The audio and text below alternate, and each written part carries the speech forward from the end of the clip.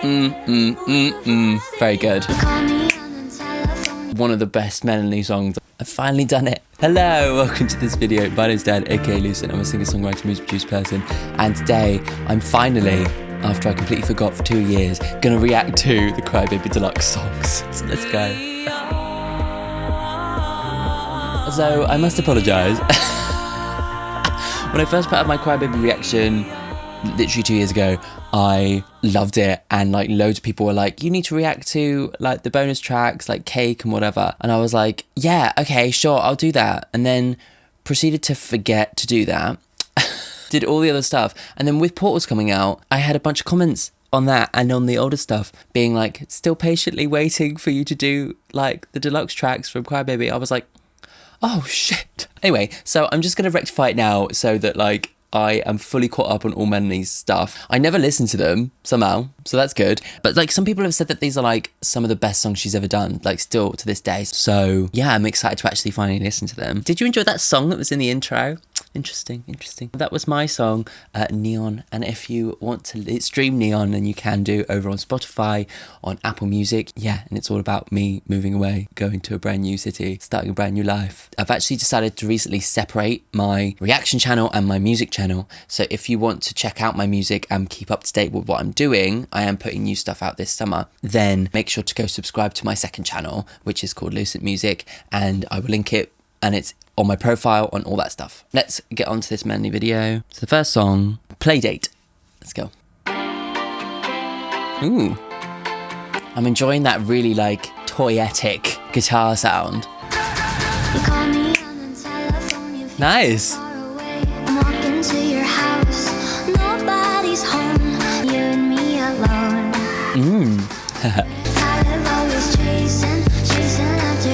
Cute.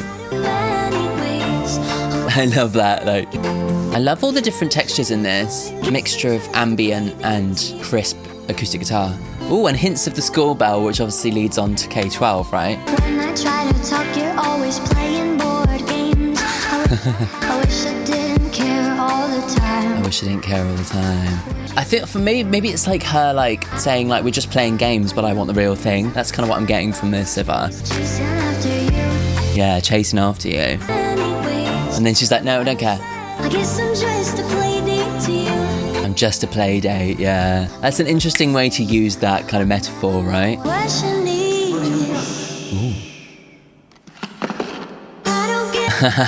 I love her experimental use of sound effects. Unless it's like in the contortionist and it's bones breaking. Yeah, I love all that smoothness in tandem with the crisp. Guess it's time that I tell you the truth. Don't wanna leave this playdate with you. Oh yeah. I love how she turns it around at the end there. That's really nicely written because it's like, at the beginning she's like, I don't give a fuck about you. It's like a reaction, like, whatever, I don't care anyway. But then she's at the end, she's like, actually, no, I was lying earlier in the song. Now, the actual truth is that I don't want to leave this playdate. And although you're treating it like something superficial, you're like, we're just playing around, I want it to be the real thing. I love all the different layers of how that works because it's like, you know, I'm coming over to your house, I'm staying over, I'm waking up in the morning and all you want to do is play games. Like, you're not like engaged with me in the level of depth I need when it comes to me like sleeping over, you know, like I want to be more romantically involved. And then like the different layers of like playing hide and seek and chasing him. Yeah, very clever. Nicely written. And yeah, I really like the production and how the kind of ambient stuff is kind of punctured with the acoustic guitar, and then there's moments of like little samples and stuff. I don't give a fuck about you anyway. Whoever said I gave a shit about you. You never show your toys or communicate. I guess I'm just a play date to you. Yeah. Wake up in your bedroom and there's nothing left to say. It's like, that's like such a kind of like hard thing to go through as well when you sleep with somebody and they're just like not there like giving you the kind of like the cuddles and the nice after stuff. It can be a bit like, it can feel very cold and you can feel very lonely in that moment. And that's kind of like what she seems to be saying, you know, is that she feels like she wants more warmth from this person and they're just like off playing games. I wish I had monopoly over your mind. That's clever, huh? Of course she's referencing Ring a Ring of Roses, which is about the plague and everybody dying. She would, wouldn't she? Cute, very well written. Cool, next song, this is Teddy Bear. Ooh, nice. I like the heaviness of the drums in this. Put you together. I love the sound of those claps. They're so crisp. Nice. Ooh, what a cool sweep into this chorus. I wasn't expecting that. Until you tried to kill me. I'm not crazy about the imagery of a teddy bear coming to life and murdering you. Ooh, nice. I just didn't know you. So terrifying how you paralyzed me. I like how this like directly ties in with a lot of the visuals from this era. You know, the idea of like the kind of stuffed animals coming to life, you know. I love that. That's so cool. Again, like big ambience that's punctuated by like sharp drums in this case.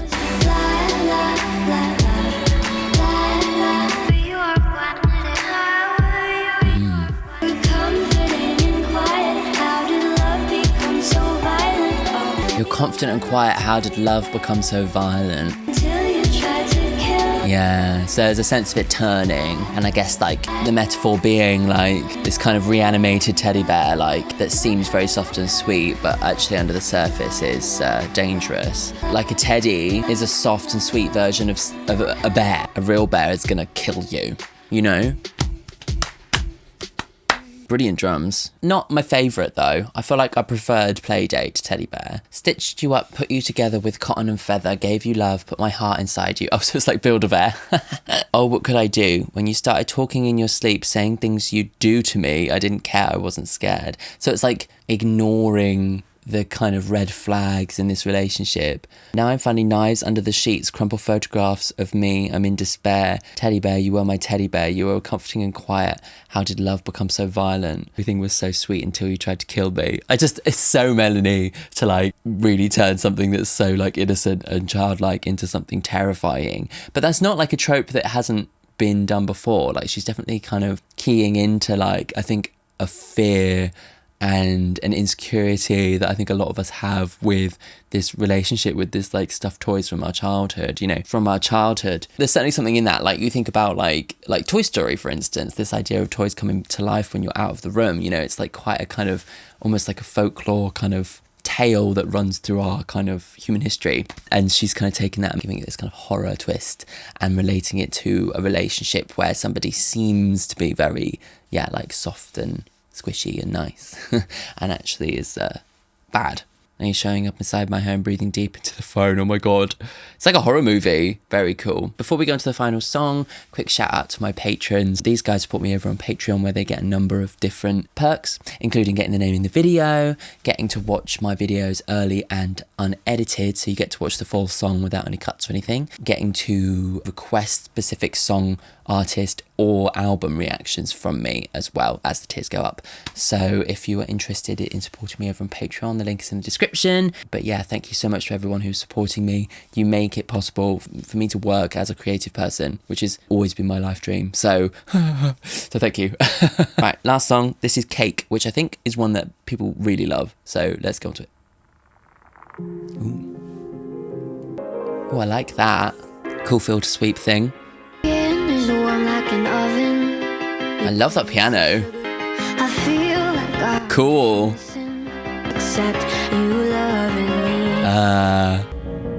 Whoa, okay, this is like EDM-y, which is really cool.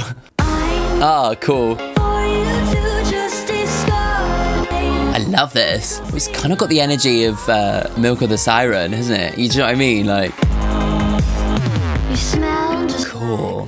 You taste like buttercream. Oh, I love how they've like resampled that piano here and like chopped it up. It's really cool. Oh, nice. Oh, this is great. This is so clever. Very cool.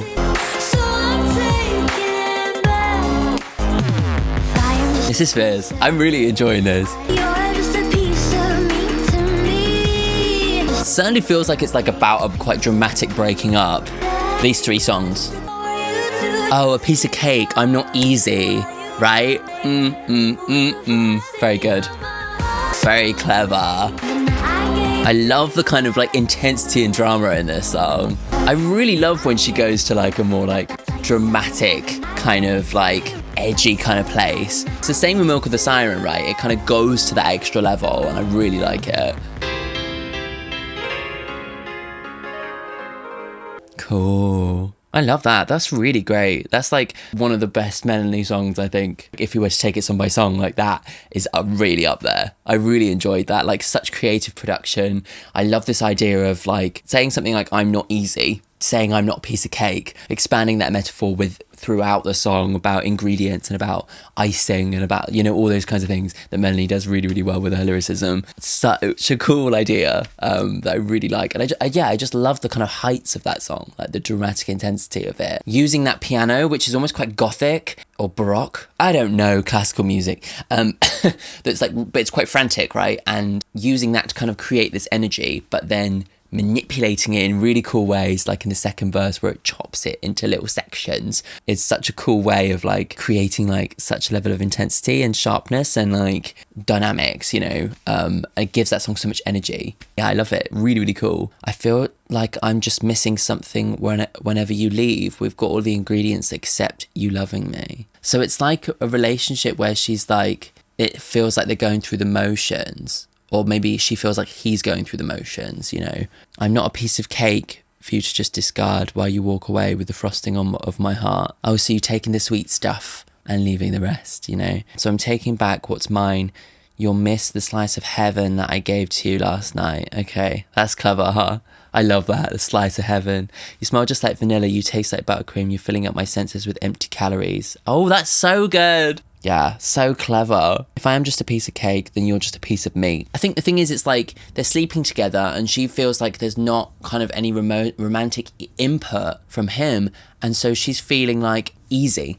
She's like anxious that he thinks of her as just being easy, as just being there for the sex. If we're going to go to the patriarchy, there's, you know, this idea of slut shaming is like been ingrained within our culture for years, and we're getting to the point where we're getting out of that now, but like still the kind of damage of that is within a lot of young women, and I feel like that's kind of where the anxiety is coming from in this song. It's like we're having sex, and because of this like feeling of slut shaming that I have in the back of my head, it makes me feel like I'm easy, like I'm a piece of cake. Yeah, it's very, very clever and gives me like a bit of an insight into her psyche at this time and the kind of anxieties that she's feeling as a result of not getting what she needs and not getting the truth from the person that she's with. And she kind of flips it and says, fine, well, if I'm just a piece of cake, then you're just a piece of me, and I'm just going to use you as well. It's kind of like an angry response, isn't it? You know, she's just so clever at like taking these like metaphors and just twisting them around and like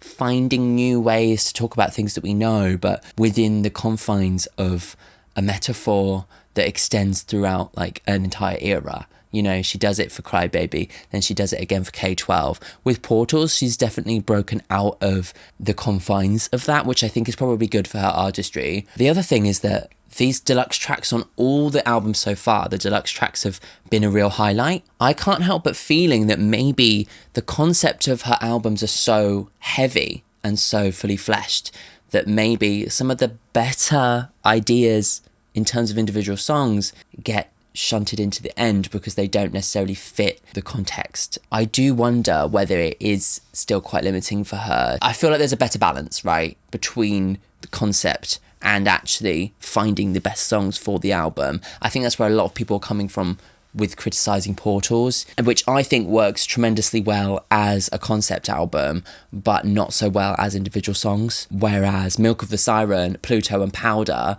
the deluxe tracks are really, really good individual songs. So I do think that in the future, for me, she's going to need to develop finding that balance between the concept and actually just making sure the songs really pop off on their own as well. That's where I'm coming from with it. Anyway, let me know what you think. If you haven't yet checked out all my Portals reactions, I reacted to the Portals album here and the Portals deluxe tracks here.